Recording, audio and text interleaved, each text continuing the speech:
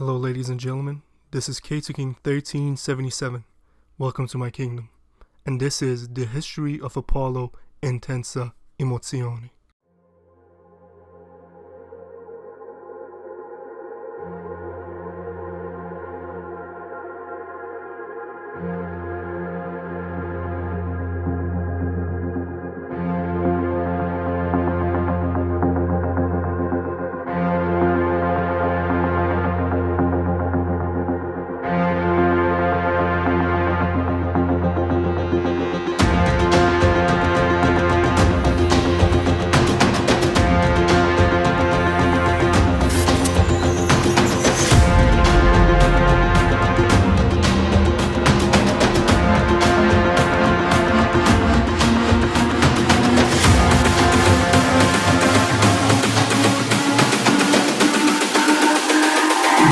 It's all about humanity. About humanity.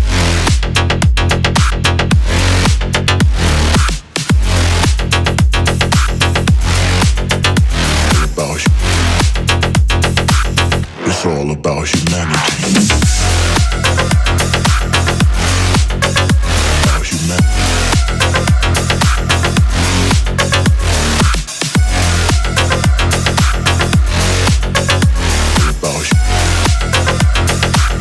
It's all about humanity.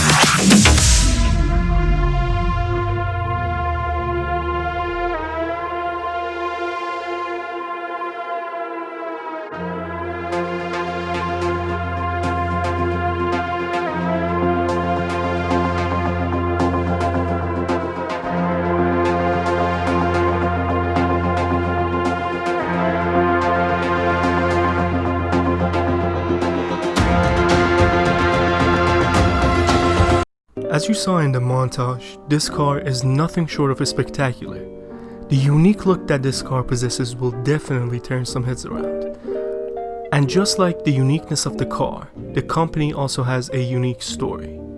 Headquartered in Denkendorf, Germany, Apollo Automobile, previously known as Gumpert Sportswagen Manufaktur, was founded by Roland Gumpert. Roland Gumpert was born in 1944. In the town of Glucholazy, Poland. After graduating from the University of Graz in Austria with a degree in mechanical engineering in 1969, he applied to Audi as a member of the research and development team. While he worked there, he gained a lot of experience with the development and testing of pre-production parts, and he would quickly rise to the top as head developer. Some notable projects that he worked on while working at Audi are the Audi 50, the Z02, and the switchable all-wheel drive system of the Volkswagen Iltis, which would serve as the base of Audi's first-generation Quattro all-wheel drive system. Roland Gumpert would transfer to Audi Sports, Audi's performance and racing division, as head developer. Under his leadership, the R&D team developed some racing cars such as the Audi 90 Rally, the Audi 200 Trans Am, and the legendary Audi Sport Quattro, one of the best Group B rally cars ever produced. By the way, Audi Sport won an impressive 25 rally titles and 4 World Rally Championship titles under Grump's leadership. In 2001, after Roland Gumpert was returning back to Germany from China, he had an idea. A new generation of a sports car, one that would be race ready yet also street legal. Audi rejected the idea, as it was a rather risky business decision to sell a bare bones racing car at such a high price when the world economy was still recovering from a recession. Not only that, but the development costs would be too high to turn a profit. Fast forward to 2004, Roland Mayer asked Roland Gumpert if he would like to assist him in building a new supercar. Audi approved of his involvement in the developing of the car on one condition, that if they did successfully make the car, it would become a series product and not just a prototype. Audi also agreed to supply Gumpert with spare parts to develop his new car. Mayer and Gumpert started work on developing their new car made out of spare Audi parts. They managed to get assistance from the Technical University of Munich and Ingolstadt University of Applied Sciences, studying constructional equipment, computer simulations, and also even a wind tunnel. The facilities and tools provided by the universities helped form the blueprint of their first 1-to-1 scale model. The 2 prototype cars were built. Now in 2005, they finished the development of the supercar. All that it was left was naming their creation, which Gumpert decided to name his new car the Apollo, after the Greek god of light and also the Apollo space program. It was one of the most powerful cars of its time, producing 691 brake horsepower from its twin-turbo 4.2-liter V8 engine. Unfortunately, in 2013, Gumpert filed for Chapter 7 bankruptcy and insolvency. On the same year, Roland Gumpert left the company he founded.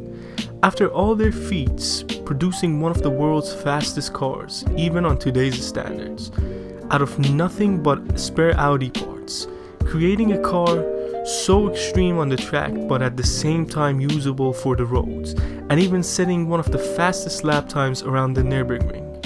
But in 2016, 3 years after the company filed for bankruptcy, several Hong Kong investors bought the company and decided to revive it. They renamed the company from Gumpert Sportswagen Manufacturer to Apollo Automobili. Soon after the acquisition, the new company unveiled their first car, the Apollo Aero, a 1,000 horsepower track monster, which now gets us to 2017 when the Apollo unveiled their most extreme car to the date, Apollo Intensa Emotzione. Now let's get into the specifications of the car. Valued at $2,670,000 in the United States and €2,300,000 in Europe, only 10 Intensa Emoziones were produced, all of which have been reportedly sold. Wait a second. Did I write this correctly? Let me just double check. Oi, bruv! What? Here I have written down that the titanium exhaust tips, just the tips, are worth 60,000 euros? Is that correct? Yes, the titanium exhaust tips are worth 60,000 euros. Okay, to put that into perspective for you, of how lucrative that is, with 60,000 euros, which is $72,000, you could buy 2 Subaru BRZs, 14,412 packs of Diet Coke, 72,000 Snicker bars, and to stay relevant, 92,556 rolls of toilet paper. Wow, that's a lot of rolls. Back to the specifications of the car. The Intensa Emotzione, which when translated from Italian to English, it means intense emotions, is a rear-wheel drive car, which is powered by a mid-mounted 6.3-liter that is 6,300 cubic centimeters naturally aspirated 12-cylinder engine. The engine has a maximum power output of 769 brake horsepower, or 573 kilowatts at 8,500 rounds per minute. Also, the specific output for the engine is 122.1 brake horsepower per liter, or 2 brake horsepower per cubic inch. The maximum torque is 760 Newton meters, 561 foot-pounds, or 57.1 kilogram meters at 6,500 rounds per minute. The full tank capacity is 100 liters, and my favorite part, it has a 6-speed manual gearbox. Also, the IE is capable of the maximum speed at 335 kilometers per hour or 208 miles per hour. It weighs 1,250 kilograms with a downforce of 1,350 kilograms. In conclusion, is it worth buying the Intensa Emotzione, a car that the exhaust tips alone cost 60,000 euros? The answer to that question is absolutely. Not only this car looks like a Batmobile, it would also feel like you were in one. And that does it for this episode of The History Of. Please, if you enjoyed this video, leave me a like. And if you like to be notified when I upload my next video, please subscribe. And until next time, Godspeed.